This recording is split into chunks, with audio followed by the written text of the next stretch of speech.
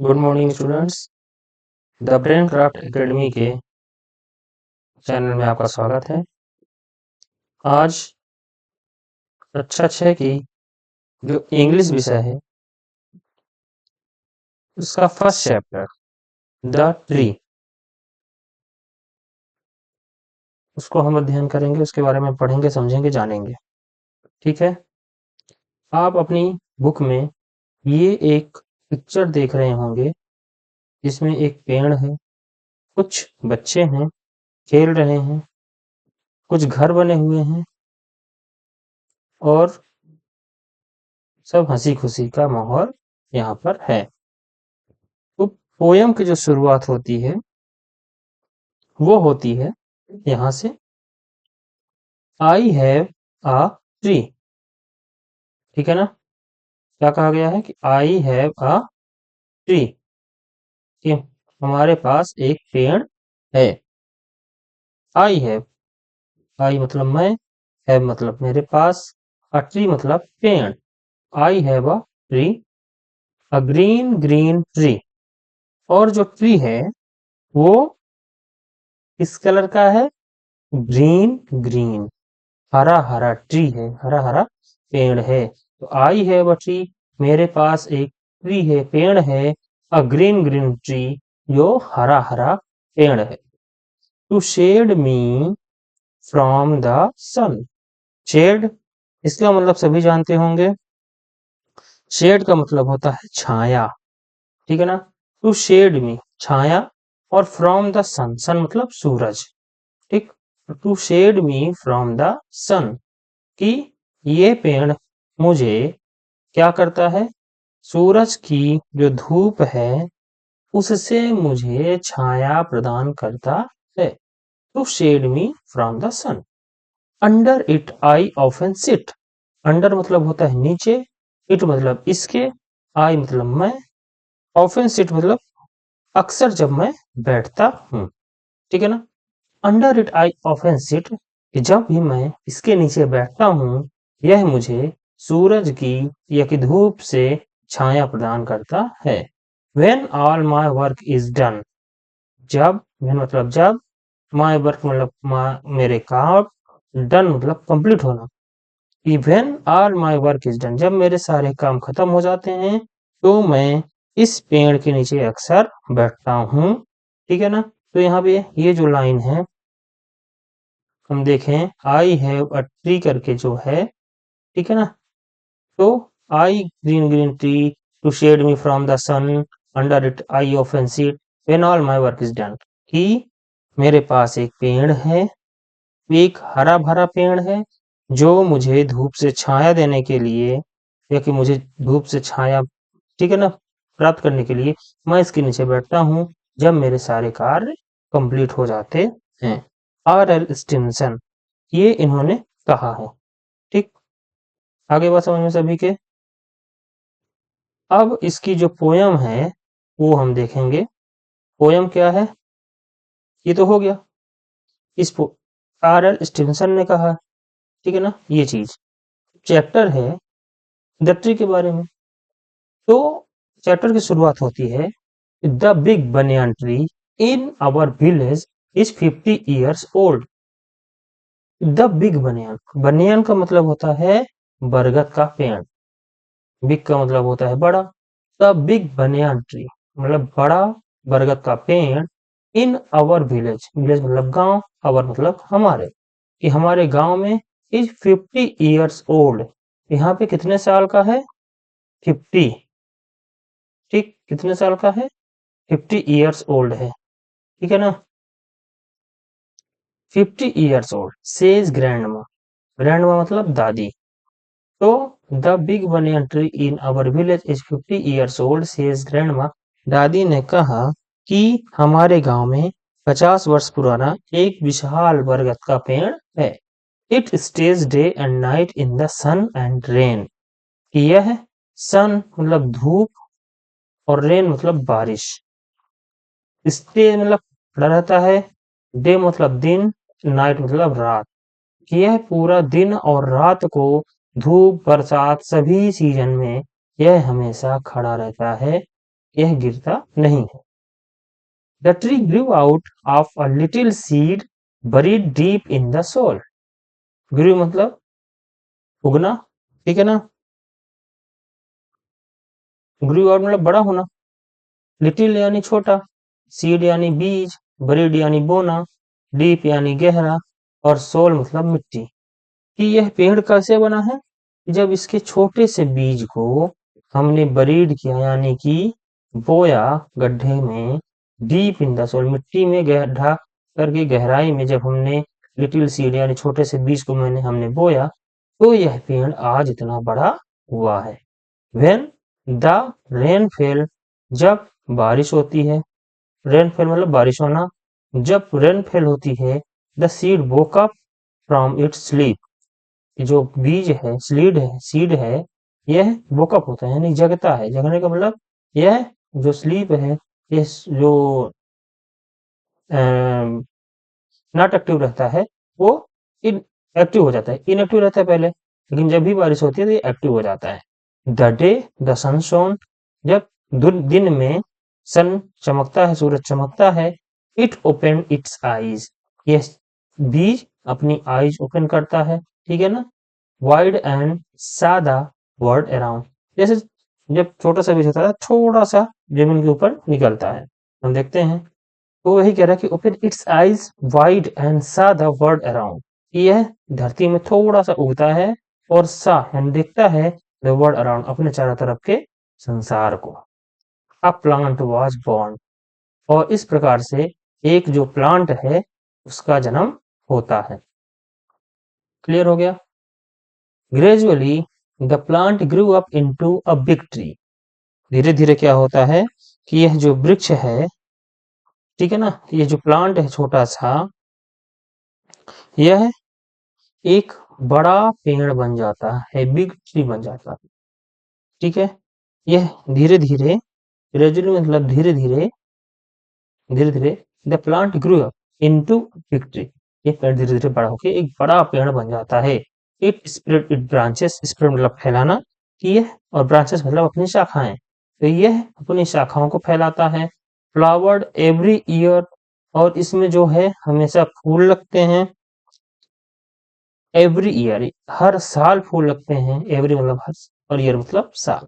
And bore fruits like berry, और यह berry जैसे जो फल हैं उनसे यह लद जाता है हर साल, एवरी ईयर, ठीक है।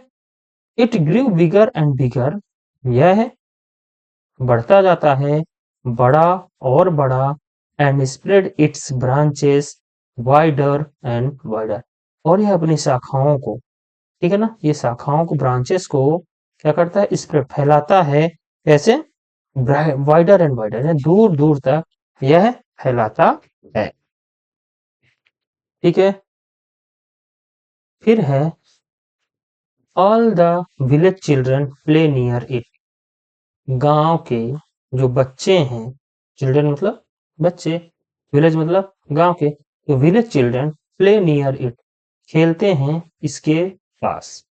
क्यों? क्योंकि इसके में देखो ये पेड़ दिख रहा है आपको, ठीक है, तो इस पेड़ के चारों तरफ बट दूर दूर तक इसने शाखाएं फैलाई हैं अपनी, ठीक है ना, दूर दूर तक इसने शाखाएं फैलाई हैं, तो इसके नीचे छाया रहती है, शीतलता रहती है, ठंडक रहती है।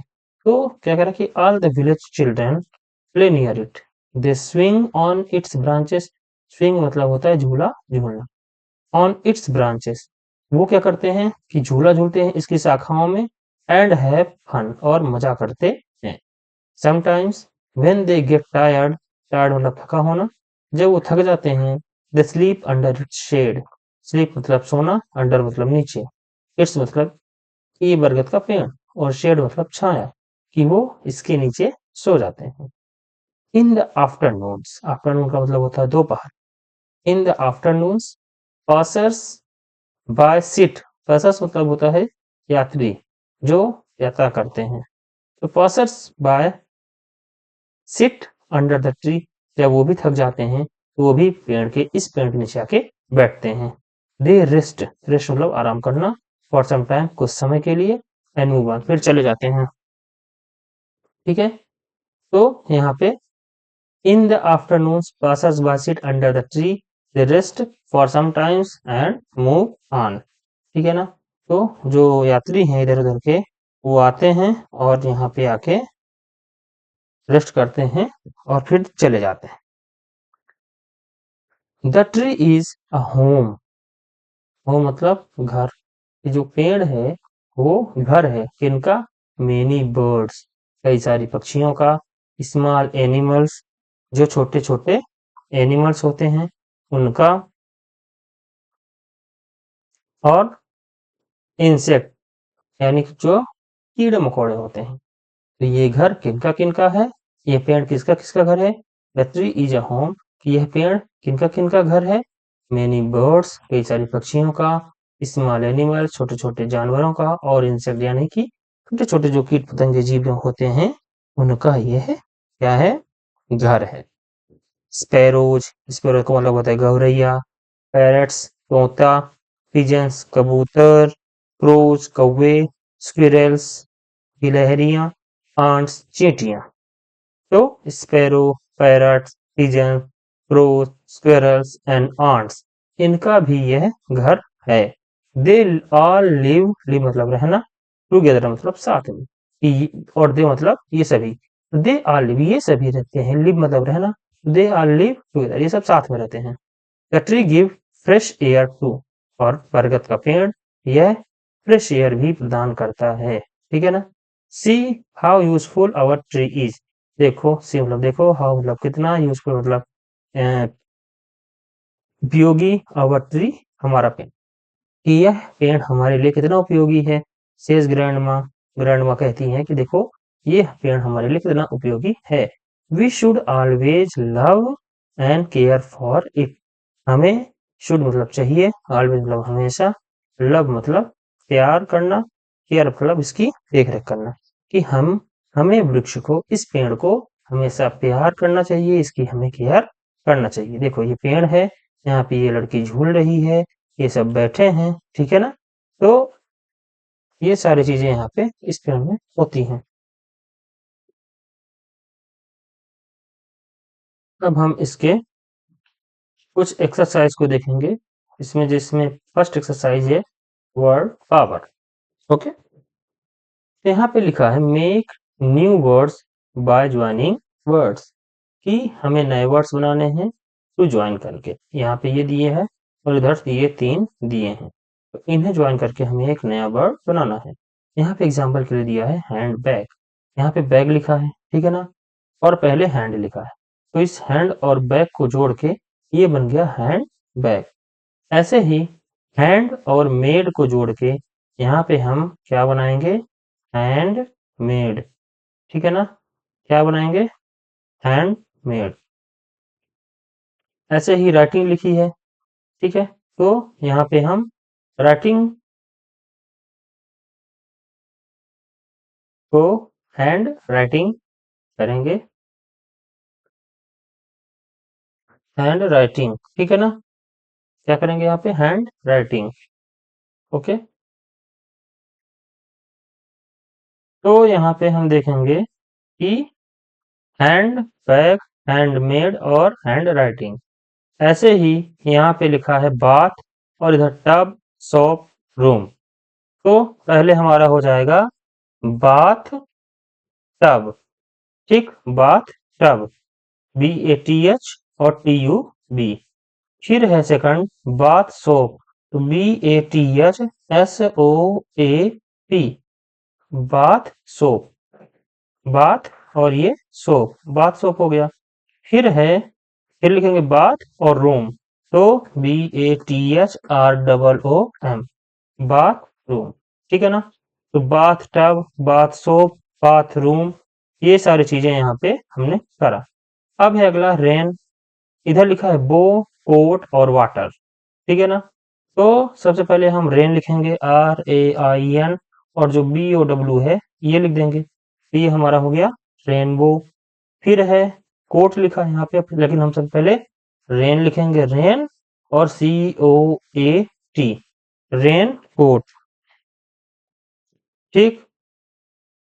अब ये वाटर लिखा है, रेन वाटर, तो हम यहाँ पे क्या लिखेंगे, पहले रेन कर देंगे RAIN और फिर स्पेस देके वाटर, ठीक है ना, तो रेन वाटर हो जाएगा। ओके, ठीक है ना। तो हम यहाँ पे ये देखेंगे फिंगर लिखा है, सबसे पहले हम लिखेंगे फिंगर, ठीक है, क्या लिखेंगे FINGER, ठीक है, TIP, फिंगर टिप। फिर सेकंड, फिर से फिंगर हम शुरू में लिखेंगे क्योंकि यहाँ पे फिंगर लिखा है, यहाँ फिंगर लिखा है FINGER, और यहाँ पे चिप्स है CHIPS, चिप्स, फिंगर चिप्स। और यहाँ पे फिंगर प्रिंट, तो FINGER, finger, FINGER, finger, PRINT, finger print, ठीक है ना। तो यहाँ पे ये फिंगरप्रिंट हो गया। तो ये हमारा जो है एक्सरसाइज हमारी क्या हुई है, फर्स्ट एक्सरसाइज हमारी हो गई कंप्लीट। सेकंड, इसमें हमें क्या करना है कि find the hidden words, hidden मतलब जो छुपे हुए हैं, और गिवन वर्ड्स मतलब यहाँ पे जो दिए हुए हैं। तो ये दिए हुए जो वर्ड हैं इनसे हमें हिडन ढूंढना है। जैसे यहाँ पे विंग और इन, यहाँ पे स्विंग में से विंग और इन दो वर्ड हमें मिले हैं, ठीक है ना। इस एक्सरसाइज को हम यहाँ से ये सेकंड, ये थर्ड, फिर जो आंसर क्वेश्चन है इन्हें मैच द कॉलम, ग्रामर, ये सारी चीजें हम नेक्स्ट वीडियो में यूज करेंगे।